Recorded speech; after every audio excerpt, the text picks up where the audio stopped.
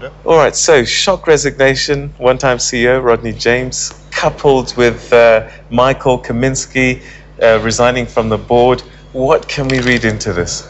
Well, what we can read into it is that the airline is really struggling. One Time in particular has been the most vulnerable, obviously after Velvet Sky.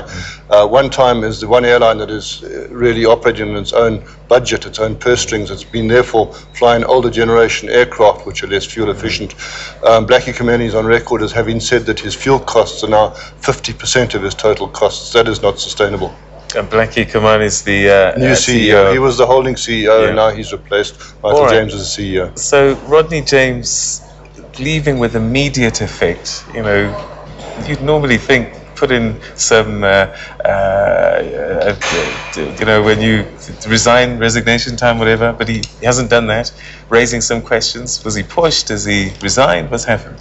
I don't think he was pushed, and I think that his resignation has been on the cards for some time. They have had this two-tier structure.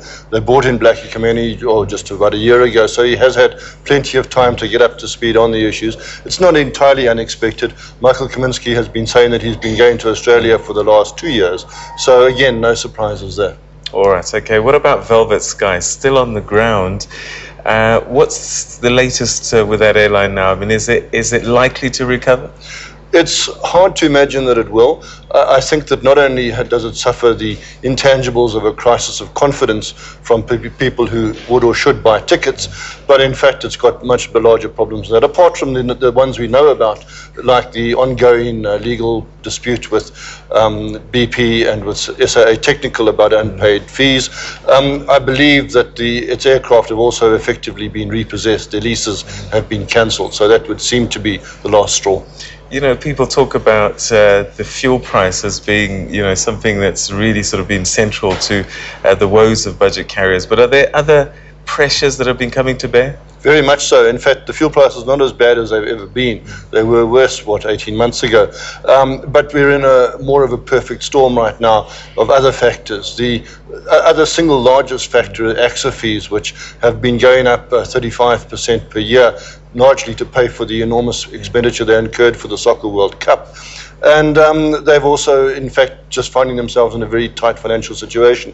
People are not spending money on discretionary investment. What the low-cost carrier model is it's there to make it easier to go and visit Auntie in George or somewhere for her birthday, and easier and cheaper than going on a bus. Now, when money's tight, people are either just not going to go and see Auntie, or they're going to pay the bus fare. So it's unlikely we're going to see more budget carriers coming into the market in the near future?